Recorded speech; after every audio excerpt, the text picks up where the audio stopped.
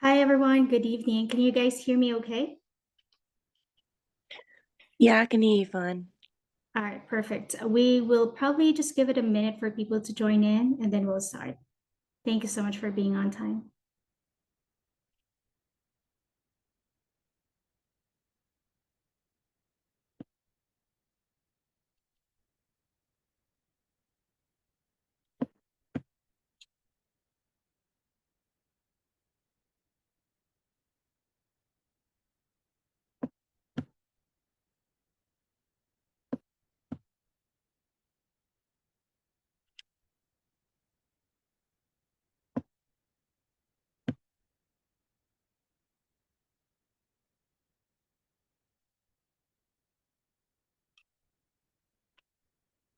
All right, we can go ahead and start.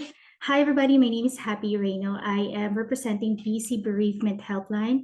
Thank you so much for joining us today. I'm watching the all right, meeting room, just to make sure that no one's in the wait.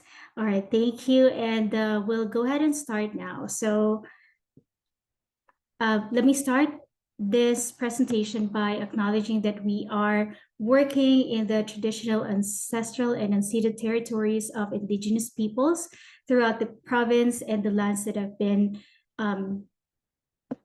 stewarded since time immemorial. Our office, BC Bereavement Helpline office, is in New Westminster. So we are located in the unceded and surrendered territories of Halkomikum speaking peoples in what is colonially known as New Westminster. So with that, all right, a little bit of agenda for today. All right, I just wanted to acknowledge that we are having this webinar in response to the recent Lapu-Lapu event that happened in Vancouver. And this is our way to help people be educated about the grief that they're going through or experiencing. And we at the BC Bereavement Helpline, that's one of the main reasons why we are here, to make sure that no one grieves alone in British Columbia. And with that, I'll be sharing with you a little bit of introduction about our speaker, which I'm very excited to share and introduce. And we'll be talking about the grief in the lens of dreams and nightmares.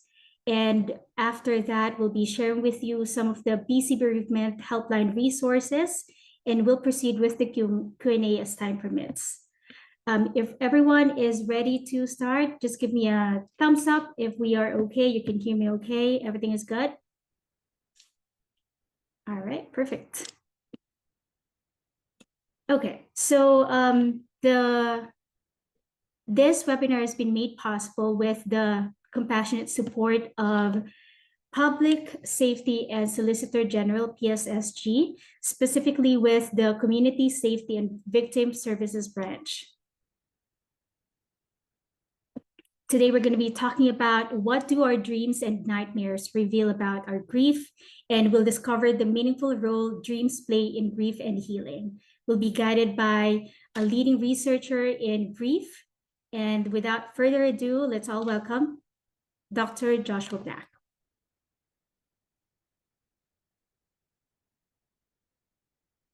Floor is yours, Dr. Josh.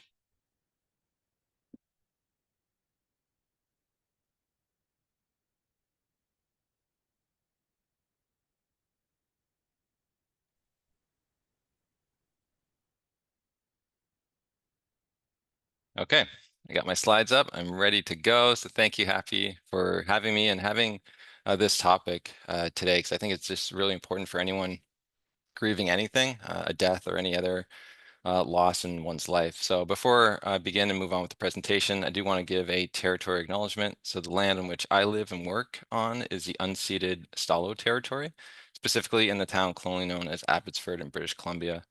And I want to recognize and honor the contribution that Indigenous peoples have made and continue to make to our community and this topic of just dreams in general. So Western culture has a very poor understanding of dreams in this, just dreams in general, and also dreams in this area. And as I continue to learn more and more about the impacts of Canada's history on colonization and exploitation, of Indigenous lands and populations, I feel maybe one of the reasons our culture downplays dreams is because Indigenous peoples have always valued them. And so it's nice to sort of have it come back around, but like the work I'm doing is just really confirming the meaning that Indigenous peoples had always valued. And I think, there is a lot of value to dreams. And you sort of see that hopefully you'll see that as we move forward through the presentation. Anyways, this lack of understanding in the culture really can provide a lot of difficulties and challenges for children and adults during any kind of grieving process from us, as I said, from all types of loss and also following trauma. And so I always like to talk a little bit why I care. I'm going to add a little bit about why I care about nightmares. And so when I was a kid, I had a lot of nightmares. Like they're just constant. And in the dream, it was always the same. I was being chased through the house I lived in.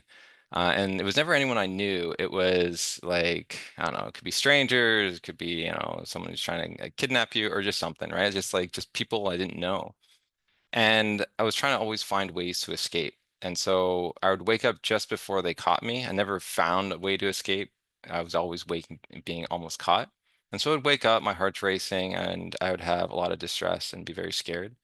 And I would tell my parents, and what they said was that it was the devil. And then they would pray with me, and then that was it. There's no understanding on what these dreams could be telling me and why I was so scared or why I was having these experiences, that maybe there is deeper meaning behind them than it's the devil.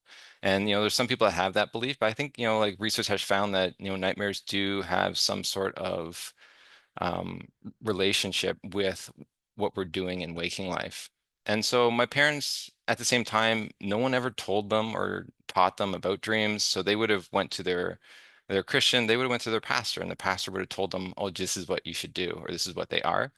But only after I grew up, I learned more that, in the Bible, it also talked about dreams and how dreams have deeper meaning.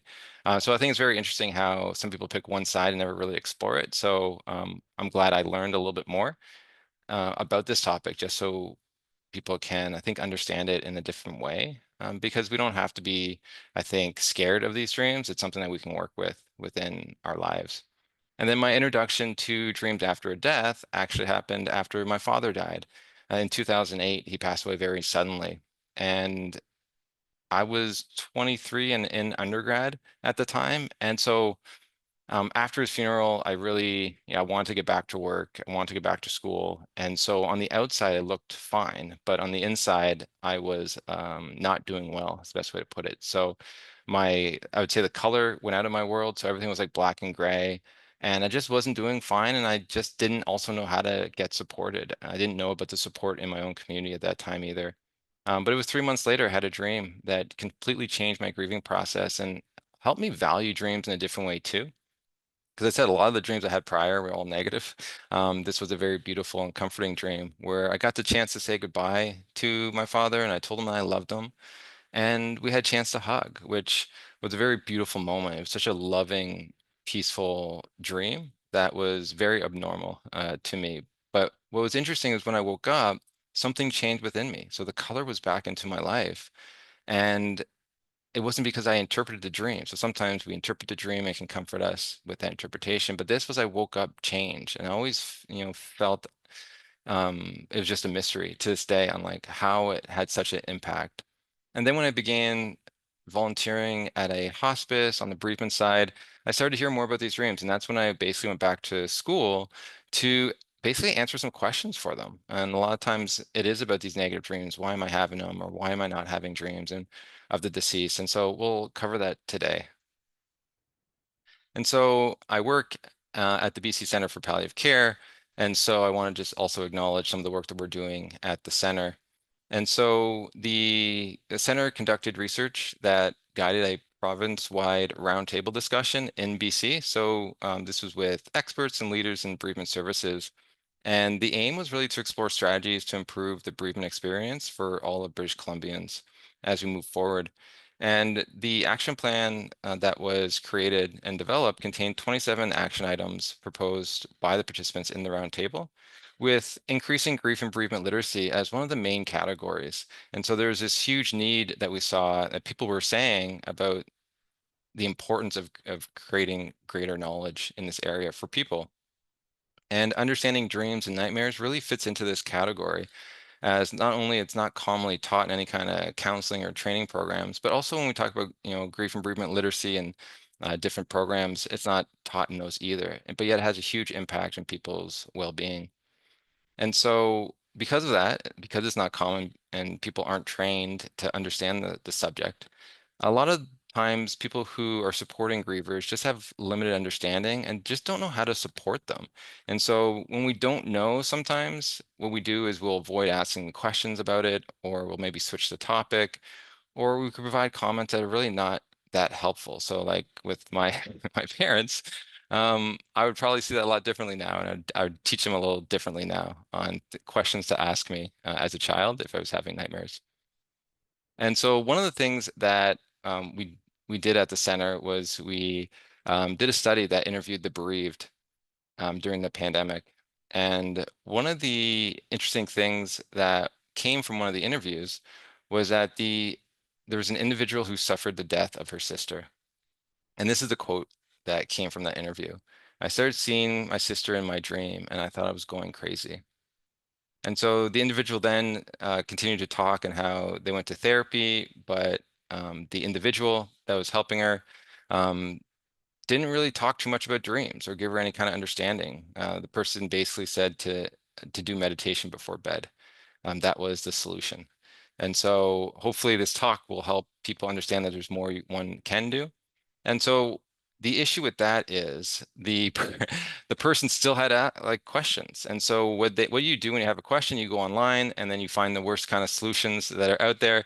And so a lot of the solutions that the person was finding was spiritual. And so they were saying that there was demons or spirits, and she really found this scary.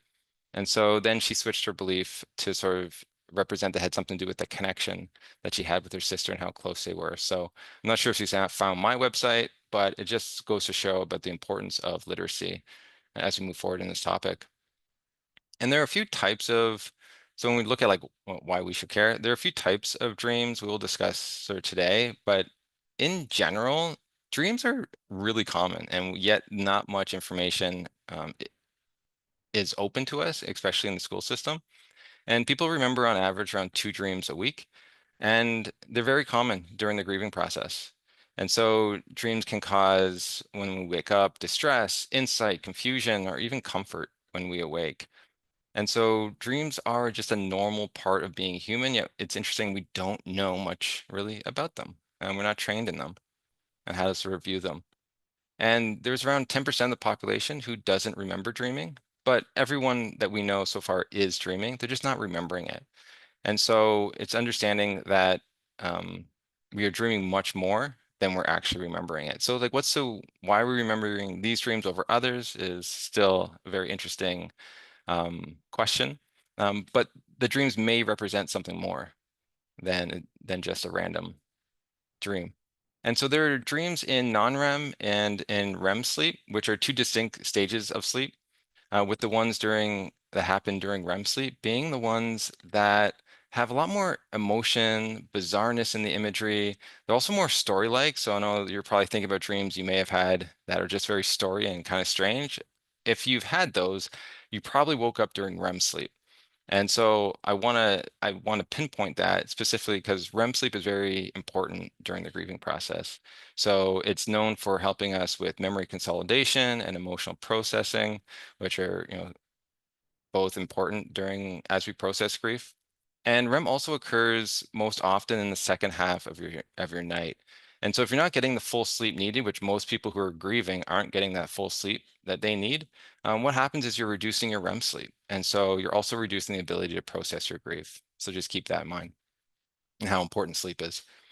The second reason is people grieving can have questions and concerns on the topic. So the goal today is really hopefully to normalize some of these dreams and these experiences that people can have and provide an academic lens onto them. And so let's first talk about dreams.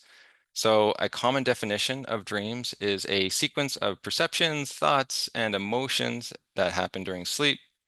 And there are many theories out there. We're not going to go over all the different theories, but I will focus on one that I think is just easy to understand, and we can work with that really quickly, like through this conversation today. And so Western research has shown support for the continuity hypothesis. So this really represents that dreams reflect the dreamer's waking life. So dreams can be passive. So what you watch, which you probably have seen at some point, you watch something and sort of came into your dream. And also how you feel can be incorporated into the imagery. And so how you feel is very interesting because this can actually help increase one's emotional awareness on how one is truly feeling. So dreams can really help us understand our emotions that we are trying to process in the previous day. And sometimes, the mind's really good at we'll try to avoid those emotions because they don't feel good, or we want to think we're further than we are. These dreams can actually help us give us some insight into what we're still trying to process. Dreams can also be very active, so they can help us with problem-solving situations. So they can help us understand a situation more clearly. So what may be causing that emotion or solutions to a problem that we're seeing. It can also provide solutions or steps in the sense of a change of perspective, and we'll talk about that when it comes to these dreams of the deceased, on how that has been shown to help with grief. And it's important to understand too that other cultures can recognize these ideas, but they can also have other interpretations. And a lot of them can be very spiritual in nature. So it's really important to understand that there's the dream and then there's also the interpretation of it. And that really changes based on how people's culture, how they were trained and taught. And so the big thing with dreams is dreams can be symbolic. And we probably had some wild dreams at some point in your life and you're wondering, what was that? And then what happens is when you have something like that, you'll go online because you don't really know what maybe that represented. And so you'll look at it, maybe a dream dictionary, to try to understand, the symbolism within the dream. And I will say that's not a good use of your time. The issue with dream dictionaries is that whoever wrote it, that's their symbols for their own dreams. Like you yourself are a unique individual, you've had your own unique experiences, and so your dreams are going to represent your life and your symbols are going to represent your life, not theirs.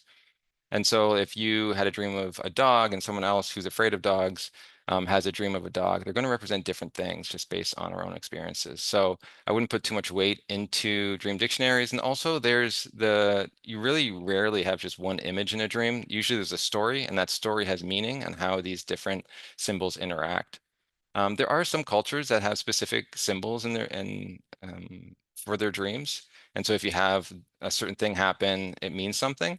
I think growing up in that culture definitely can relate to that dream, but like an outsider from that culture, I don't think it may be as appropriate.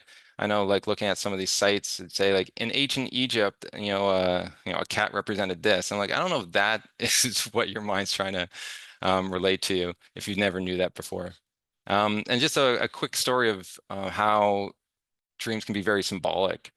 I had a dream during the pandemic, which I thought I was like doing well. Everyone was scrambling to get the toilet paper and everything else that was around. And what was interesting is I thought I was doing okay. And then I went to bed and I had a nightmare for the first time in like forever. And the dream was I was in my house and a chandelier from my living room was being taken down. I climbed up and I grabbed some of the glass off the chandelier and I started eating it. And then when I was eating it, I realized some of the glass was being stuck in my throat. And then I woke up just in a full sweat. And I was really curious on what that meant because I thought I was doing okay, but the dream was saying I wasn't, that there's something that was causing me great fear and distress. And so I started thinking about it, and the best way to understand it is you have the emotion, is a great pinpoint of try to understand, okay, where's this emotion occurring in waking life? And then the question is, I didn't really know. And then like, okay, the big symbol here was a chandelier. And so I started thinking about what is the meaning of a chandelier for me. And I did have one in my house, so it wasn't too abnormal. And then I kind of realized, oh, chandelier is something that gives light to a greater area or room versus just a lamp. And then I was like, oh, what is doing that in my life right now that maybe could tie to this feeling? And then I said, oh, the news. Because at that time I was watching and reading a lot of the news that was going on, probably 4 or 5 times a day. And I wasn't realizing when you read that stuff, it's influencing your emotions. And if you're reading it too much, you won't be able to digest it. And that's what the dream was telling me, that you're basically reading too much and you're not able to digest it and it's influencing more than you know. And so I decided to have a plan. to reduce the news, and then those dreams went away, and I just be able to prepare myself a little more differently too. And I think we're in the same stage with all the stuff that's going on in the world. It's just understanding that what we're reading is not written in a neutral tone. It's made to get you anxious in many ways. And that is going to influence how you feel as you move forward in the day. And so looking at dreams while we're grieving. So in general, if you look at dreams when we sample a group of people, what you'll notice is that dream content is typically more negative than positive. So this is really based on what people are experiencing in waking life and the emotions that they're trying to process. So many of us, find life challenging. I know I do, and we carry a lot of that to the end of the day, and that's where we're going to sleep. And so what research has found is that, in longitudinal research studies, is that as your mood changes, so does your dream imagery. So if you're more stressed before bed, you may have more negative imagery. And when you're more calm and happy, you're more likely to have more positive imagery. And so if we think about grieving, well, these dreams should be more commonly negative in general. And it can really cause distress for the person dreamer. So since many of us don't know how to process dreams or haven't been really taught to on how to understand dreams, this distress can really activate one's grief in the morning and trauma responses, which can just really complicate the grieving process. And the individual who has it can really feel helpless because they feel that they can't control the dreams, they don't have any power over the dreams, and even are afraid to go to sleep the next night. And I've seen this a lot where they're just afraid to have that dream again. And so by understanding some of this stuff, hopefully people are not afraid and can find some of the techniques that we're going to talk about to help them reduce the distress. And a reduction of sleep, as I sort of said, can have serious impacts in the mental and physical well-being of any individual. So we can learn a lot, though, even from these negative dreams, in the sense of how we are doing waking life, and also what to maybe focus on. And if we're going to see a therapist, if we're going to call the BC Bereavement Helpline, things that maybe we want to talk about to the individual.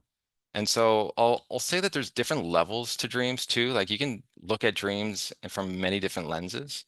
And different people will have different perspectives based on their training or education, which is great. But you are the expert of your life and what a dream means. So a lot of times I get the question is, what does this dream mean? And I don't like telling people what I think it means. What I like to do is just ask questions and does that connect with you? And I think that's the easier approach because you're the expert and you can understand more than I can.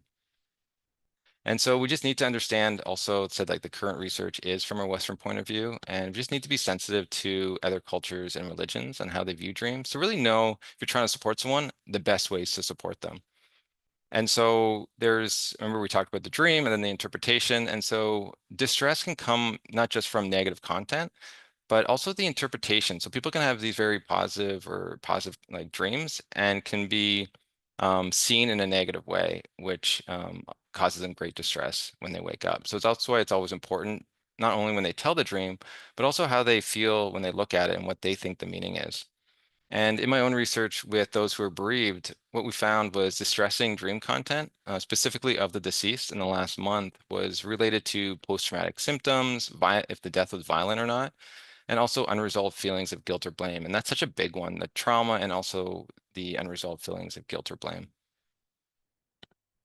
And looking at dreams following trauma. So most of us will experience a nightmare each year. So just because you have a nightmare doesn't mean something is wrong with you. But just understanding that these dreams could be telling us something. And if you're having a lot of nightmares over and over, it's definitely something that needs to be highlighted, that something is going on within you that you may or may not understand. And so when we talk about nightmares, these are negative dreams that you wake up from. When we say bad dreams that people have, it's usually you'll sleep through it and you're not waking up in the dream. So after trauma, what research has found is that our dreams are consistently negative. They're often vivid and they tend to be repetitive. So you can have the same dream over and over again. And they can directly replicate the trauma. So it could be exactly as it happened in waking life. It could be in a different form. It could just replay the emotions that happened in that traumatic event, or it could symbolize the event in some way. And so these dreams can really cause significant distress and sleep disturbance for the people who have them.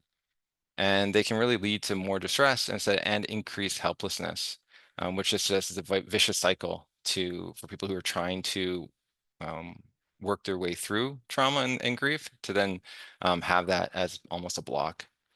And the majority of people diagnosed with post-traumatic stress disorder will experience nightmares also, with many of them having multiple nightmares per week. But once again, you don't need to be diagnosed or have PTSD to have these types of nightmares. It's just the event is traumatic and your mind is trying to work through it. And people typically don't know you can treat nightmares. And that's why I'm really excited that I was brought in to be able to just say, like, they can be treated. Like, you don't have to feel helpless or powerless. Like, you have some control in this. And there's a lot that we can do with those dreams. And what's interesting is that even when you, let's say, treat like post-traumatic stress disorder symptoms, people can get better, which is great. That's why they have treatment for it. But sometimes the nightmares can stay. And so it's always important to work not only with the symptoms of the trauma, but also the dreams itself. And to really highlight that, because research has found that if you just treat the nightmares, if someone has that disorder, you can actually reduce the distress of the dreamer, the frequency of nightmares, and even the symptoms of PTSD itself will be significantly reduced. And one study found 50% reduction in symptoms just by working on the nightmares itself. But what that says is how stressful those nightmares are, and it's such a block for healing to occur.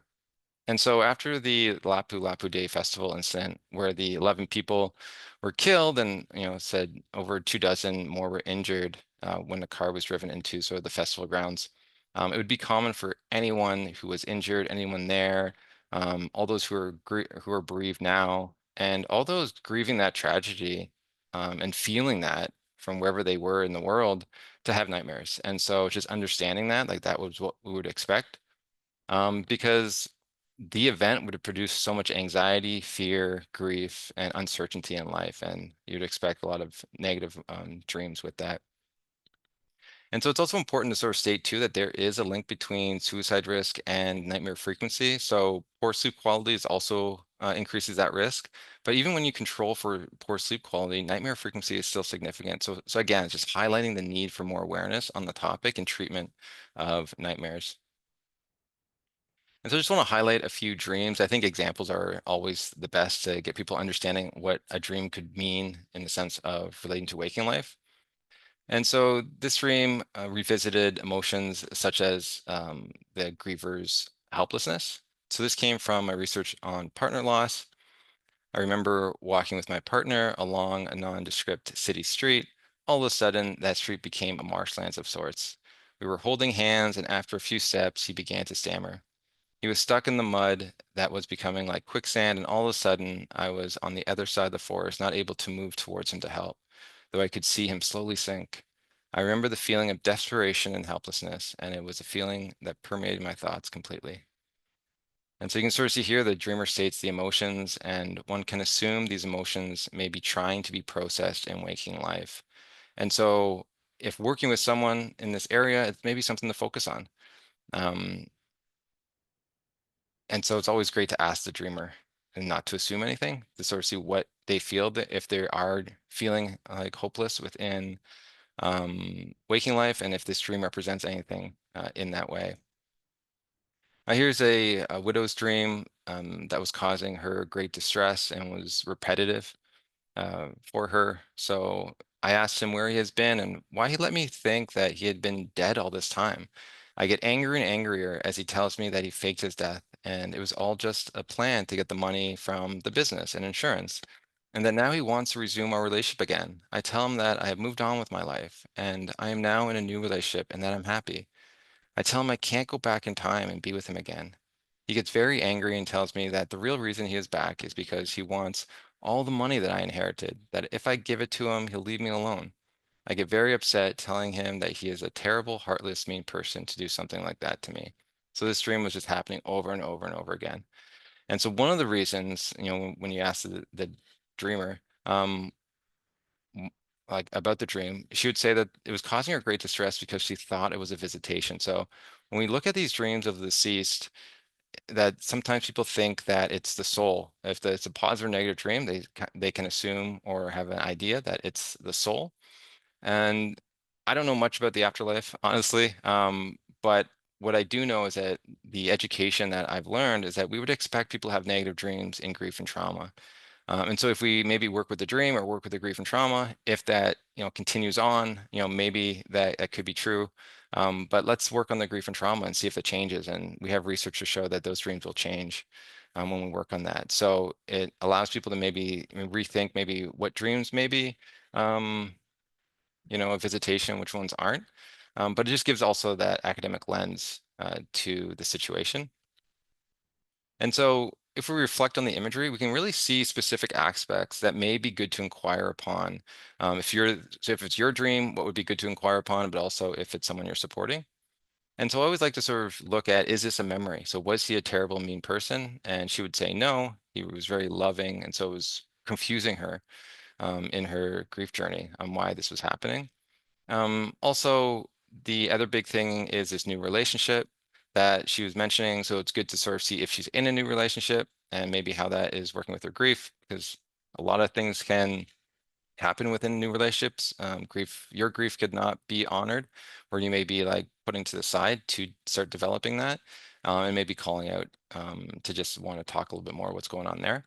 But also it talks about money, and it's very interesting. You could ask about the money, like why is he mentioning this money? Does it anything to do with your grief? And what she would say is that that's the hardest part about the dream is that she feels that it's so unjust that she has all this money that she inherited because he worked so hard and he never got to enjoy it. And so that is a big key to what, is trying to be processed with her. And that's something that I would sort of suggest, reaching out to a therapist or something like that to be able to talk about that more. Because if you're having these repeated dreams, it means that that is not being heard enough, I think, in waking life. And so it's a great little symbol and great little story to get people to understand a little bit more about what can we sort of focus on within the time we have when we're awake to be able to talk and learn. So children can also have nightmares. As I said, like I had my own. This one wasn't from my study, but I thought I liked the example. And so basically it's a monster is coming to take me away because I had killed my baby brother. And so this dream actually came from a 3-year-old after his baby brother died from SIDS. And the dream suggests that the child may be actually blaming themselves for the death of the baby, which I think is really interesting and why I think it's important to ask children about their dreams because we can learn some stuff that maybe they're not sharing. So the 3-year-old children and older can really have this magical thinking that they may have caused the death just by thinking it, or because they would have had a new brother and maybe they weren't getting the attention. And so they may have thought the night before the child died that, oh, I wish I didn't have a brother. And then all of a sudden he died. And so they think they did it. So this would be great to ask the child what their thoughts on the death and if they think they had any kind of influence on that, and just reassure them that it wasn't anything they did. And I think that's just what I love about dreams so much is that they can help us understand sometimes other people's and what we're working with to really help guide them to heal. And so how do we work with nightmares? So first thing I love to do is just educate on dream research. It can really provide a stepping stone to allow people to connect their dreams to waking life. And just trying to make sense of it. I know like a lot of times when we don't know something, it can really frustrate us, but if we can at least pinpoint where it's maybe coming from. And if we're already grieving and if it's something about, let's say a festival or a death, and what happened, it's really going to be easy to connect the two dots. And then what can you do? Well, you can do this thing called dream rescripting. It's also known as imagery rehearsal therapy. And it shows, so scientifically, it's been shown to decrease frequency of nightmares, decrease the distress, also improve sleep quality, and the results are lasting. And it's just simple technique that works with adults and also children. So to do this, you basically rescript the ending of the dream to anything you want. So whatever your heart desires. So it's recommended that you do something more positive and hopeful if the dream is very negative. And you can add characters to the dream to help you through the process also if you need to. And so, for example, a common like nightmare is that maybe someone's being chased. So let's say this is your dream, you're being chased, and you wake up with your heart pounding. So the thing you want to do next is you want to continue that dream. So how would you design it so it's something more hopeful and positive? Well, let's say I'll start to dream again while I'm awake and just in my mind. And it's like, okay, I'm being chased. I turn around to see who's actually chasing me. I realize it's a friend and they just want to give me a hug and say that they're there for me. And then now that's the new dream. And so that's a dream now that you rehearse during the day for about a couple days. And what you'll find is that it's a great solution, and it allows you to have this, I guess, control back in your life. And it actually reduces the dream and the distress from these dreams, because now there's something you can do rather than feel afraid. One thing I should mention is that exposure to the dream can be difficult for some people who are dealing with trauma. So sometimes when you ask them to do something like this, they can't. It's just too overwhelming to just think about the dream and even change parts of it. So as with any kind of exposure therapy, it's just really important to learn methods to regulate their system. So if you're asking the person to do that, sometimes it'd be best in person in a session to help regulate their emotions and help them be able to create this new dream. And so if you remember the dream I had sort of shared as when I was a kid, what's interesting is as I aged, I realized I did this rescripting without even knowing I should. So I didn't pray as, as more my parents did the praying. What I did was I rescripted the dream. So when I woke up, I would think of, oh, how could I have changed that dream so I escaped? And so in my rehearsal, the dream, I've always escaped and never got caught. And then that would have reduced the dreams from happening and the distress from them. And so I also learned, as I move forward, what was maybe going on in the dream that was causing that. And so I was living in an unsafe environment. And so that's very reflective of my mind trying to process that. So if I was a parent, I would be asking the question on, do you feel safe in your environment? Simple question. I would have said no. And then it's a chance for um, to help the child to be able to feel more safe. And there's going to be other cultures too that will have a dream, and they have different ways of making sense of the dream and also different ways of interpreting it. And so it's always great to ask them on what they want to do and help them with that, whatever that is. And I will state that when working with dreams, there has been this study that investigated with the bereaved who had troubling dreams with brief structured therapy. So with the study, what they did was they focused either on the troubling dreams that they were having or the loss itself.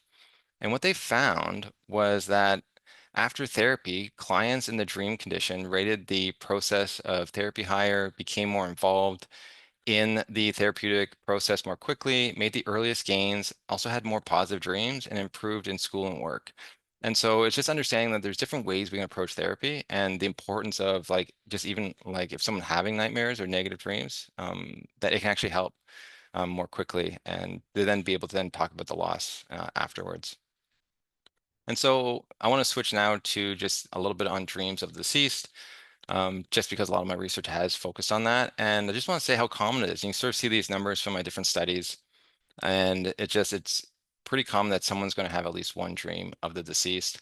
And a recent study that I've done with the BC Center for Palliative Care that looked at bereavement in the context of homelessness found that 60% of participants stated that they remembered having a dream of the deceased while experiencing homelessness. And then there was another study, not by me, by someone else, Silverman and Nickman, in 1996, that looked at children and at a grief camp, and they found 55% of them stated they had a dream of a deceased parent. And so you can sort of see how common it is for people to have at least one. And so it's important that we talk about it and include it anytime we talk about grief after a loss.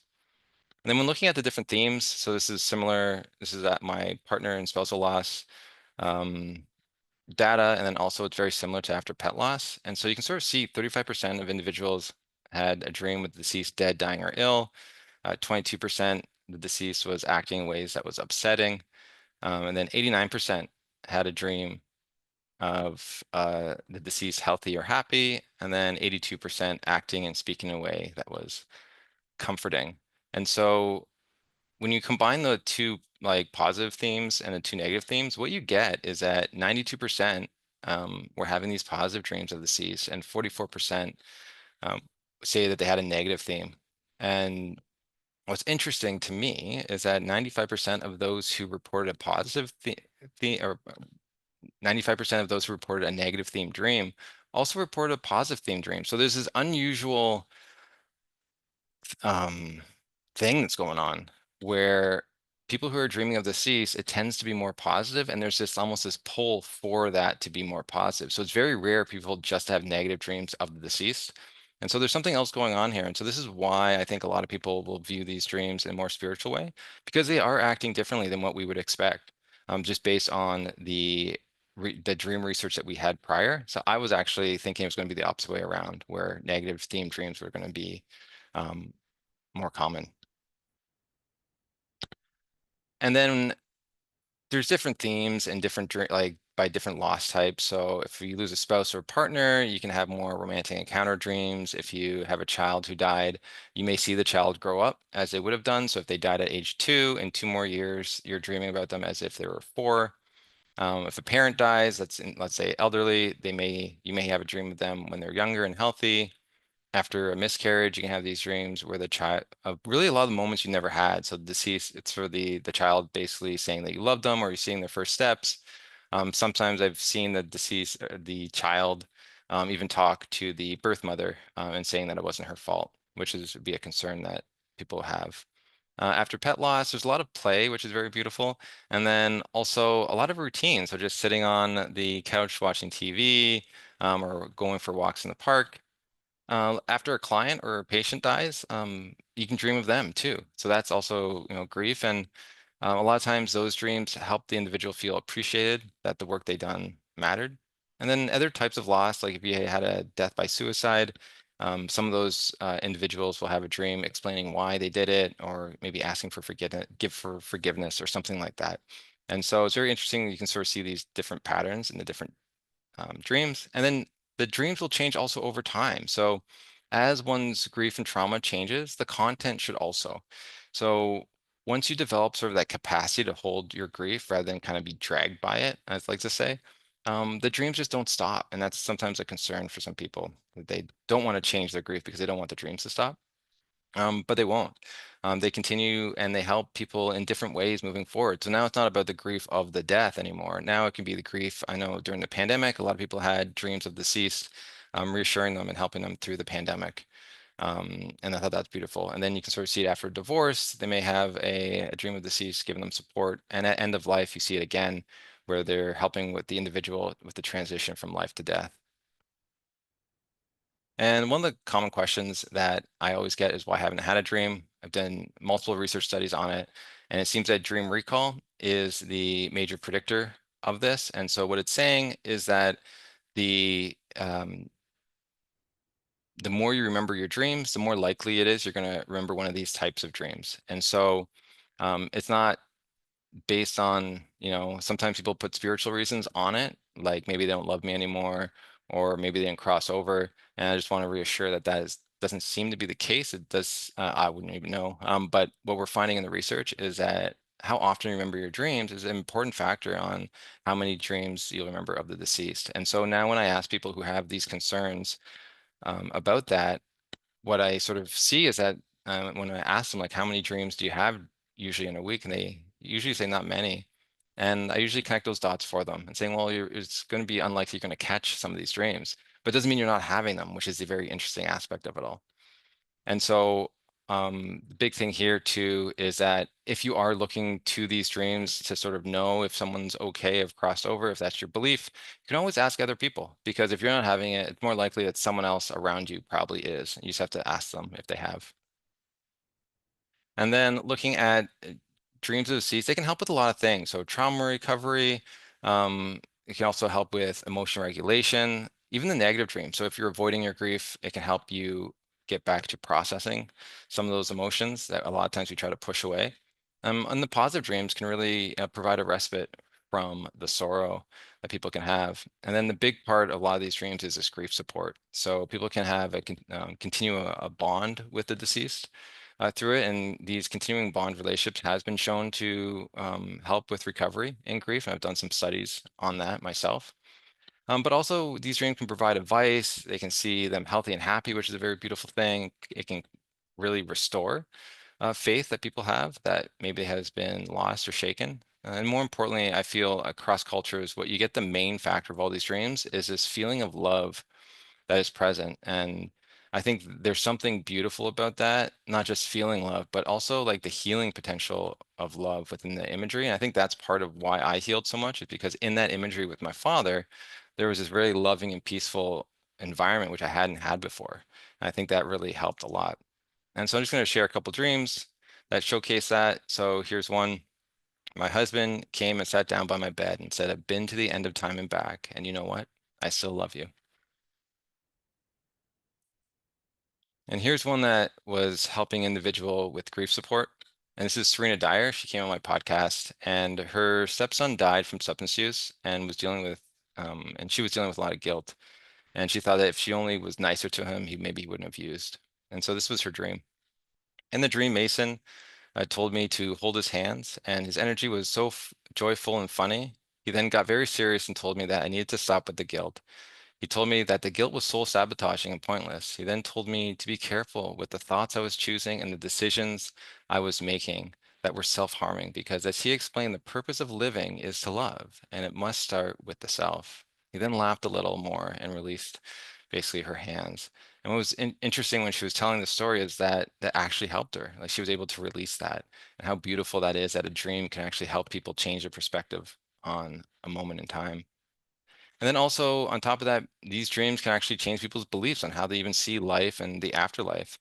And I've heard people that were atheists have these dreams and they kind of change. And this is one episode of an individual who basically was changed through their dreams and now believes that there's something more.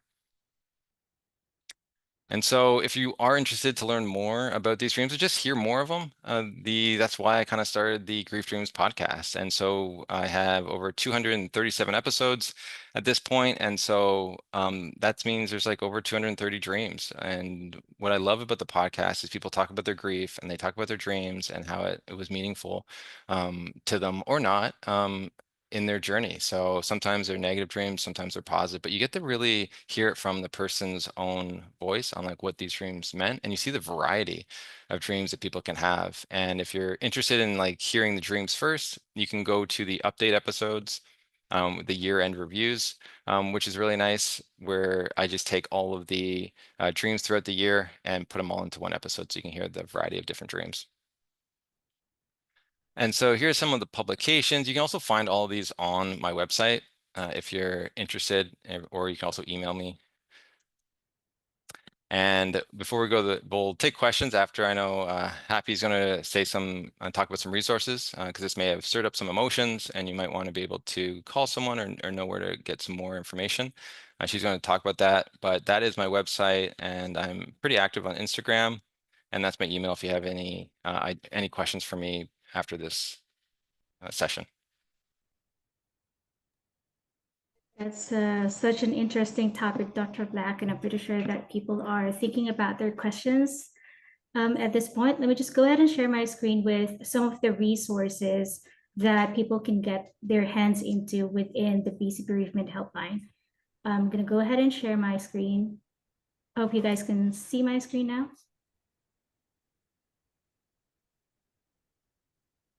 Can you all see my screen?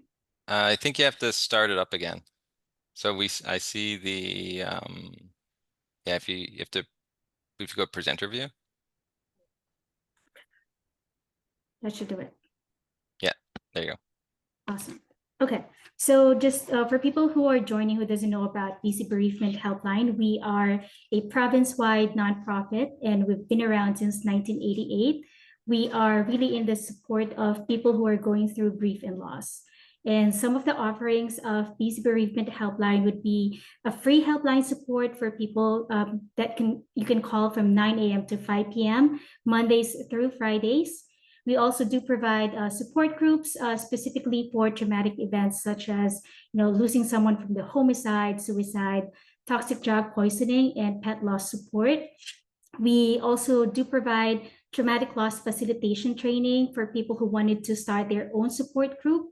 So if you are part of an organization and you yourself just wanting to start your own support group, you don't need any certification of some sort to participate in this training. So feel free to reach out to us or check our website for any of the future offerings for the traumatic loss facilitation training. We do provide education sessions like this specific to any organization reaching out to us as a grief intervention. And we provide community events and outreach, which I am happy to share with you shortly.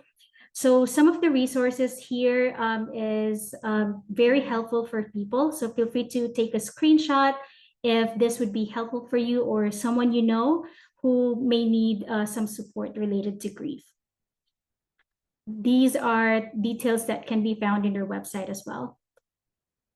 And so what happens when you call us in our website, know that you are calling a compassionate volunteers who are trained to trauma-informed kind of compassionate listening.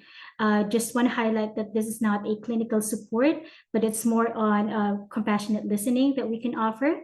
And your call will be taken in confidentiality and it'll be tailored to your individual needs. We also provide reference or referrals to a province-wide support. So if and when you need anything related to grief and loss support, we may have it because we do maintain our resources like more than 300 province-wide, and it's being maintained like every year to make sure that it's up to date. We also, okay, some of these were provided already. And why this matters to you is because sometimes like people don't know where to go. If they're in shock of what happened, grief and loss can be really confusing to a lot of people. And knowing that you have an organization that you can turn to in times like this, or at least you can refer people to us. If you don't know what to say, let them know that we are here for them.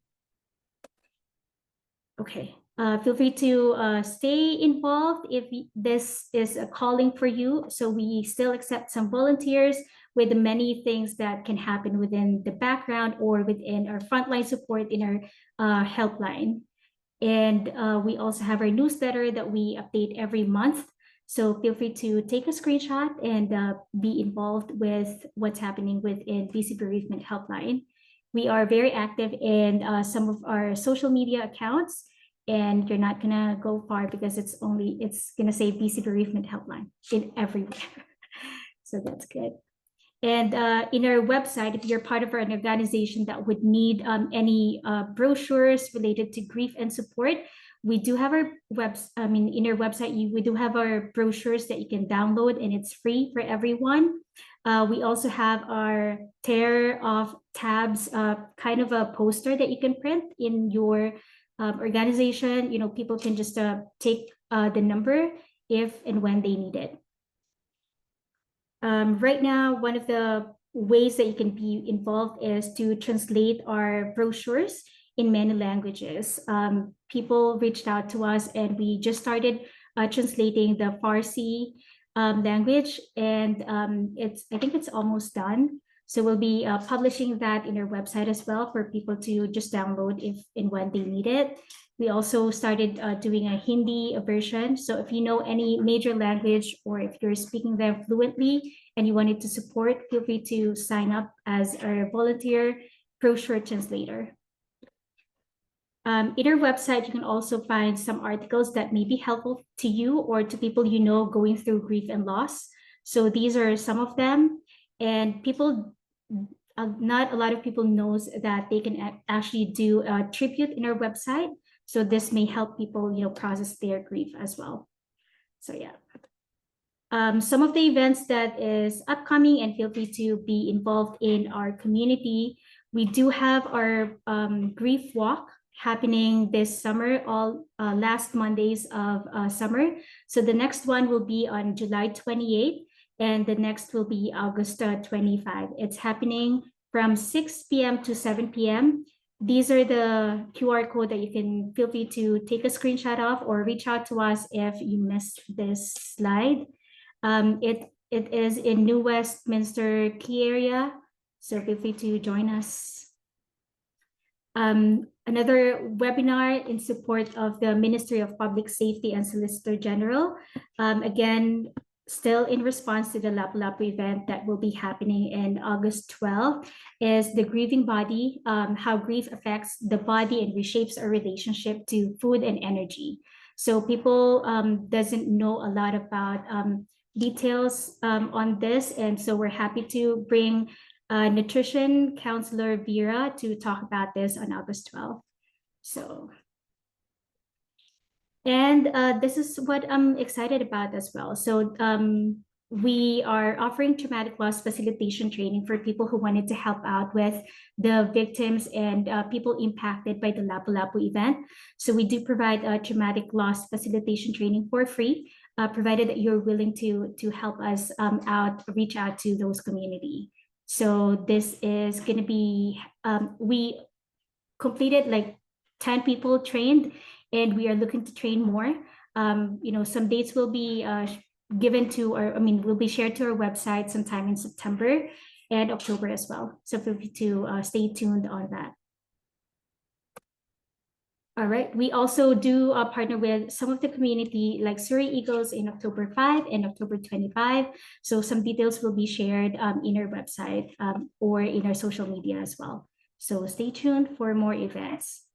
And that's it. We can go straight to any questions for Dr. Black. We'll stop sharing and so we can see you guys. All right, Dr. Black, maybe we can start with the question that is added on the chat. It's a little bit long. Do you want to? Yeah, I read it. And so first, I got Vera's talk. Can you put in the link for people to register for that? And then going to the question by Brian. Yeah, I think there's a lot we can do to go into the driver's seat. And one of the things, what happened to you is really a lot about what these dreams of the deceased can do for people, is allow it to sort of shift that energy to be able to have the hugs, as you said, even the closure, just feel connected to them in a different way, and just really changes that perspective. So it's amazing how there's things that can happen in waking life. There's also things that can happen as we're asleep. And one of the things that you could do, which I've seen actually be pretty work pretty nicely, is on my website there is a dream builder worksheet. And so I did this because there's some people who had nightmares, or other people who didn't have dreams.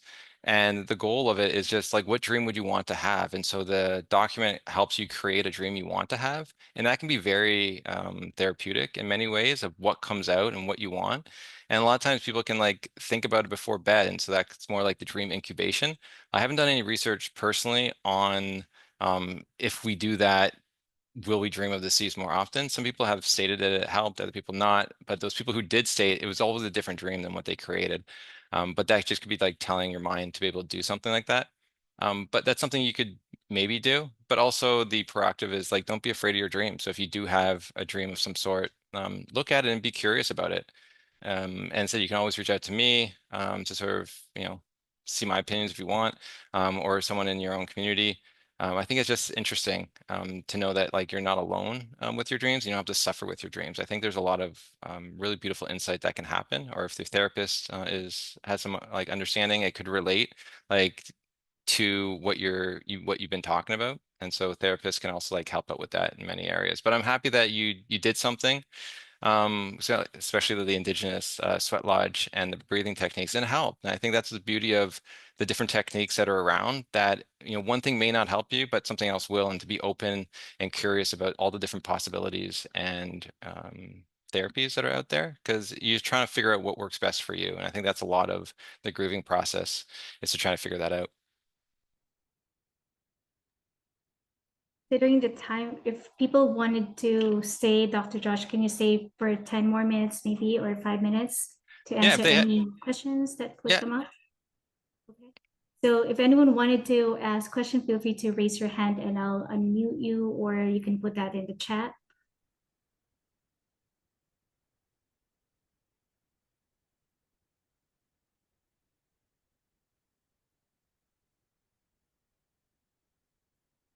Doesn't look like it. All right, we're getting out on time. Oh, wait, something. Okay, there you are. From Pega, quick question. Do you think migration can mess with us emotionally? So lately I've been having weird dreams, like my teeth are falling out of the stones on my ring are coming loose. Okay, very interesting. I'm not sure what you mean by migration.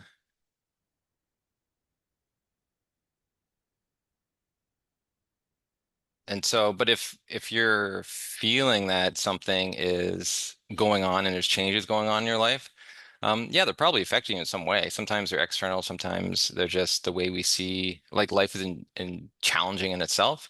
And so teeth falling out could represent like some type of change that you're going through, and just really trying to understand maybe where that emotion is coming from. Because sometimes, as I said, like it could be something that you're watching or thinking.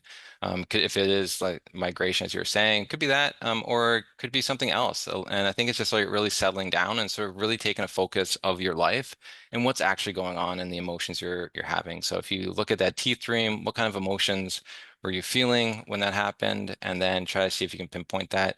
So that's one way of doing it. You said you're the expert at the end of the day. And so just being curious about like your own life and your waking life to see if they have any kind of relationship. And the beauty about dreams, if you don't get the answer, it'll happen again. And so like you don't need to understand the dream. Like it's not like it's a one-time shot deal kind of thing. Like if you're missing the answer, it's gonna happen again and again. And you'll be like, okay, I didn't get it the first time. So it's one of those things that you don't have to like put so much pressure on, but it's just be curious about.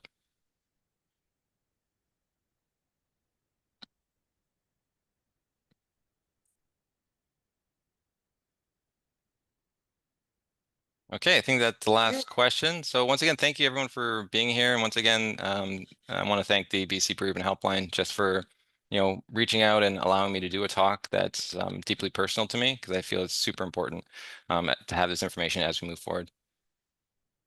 Thanks, everybody. Thank you so much. Thank you, Dr. Joshua. See ya.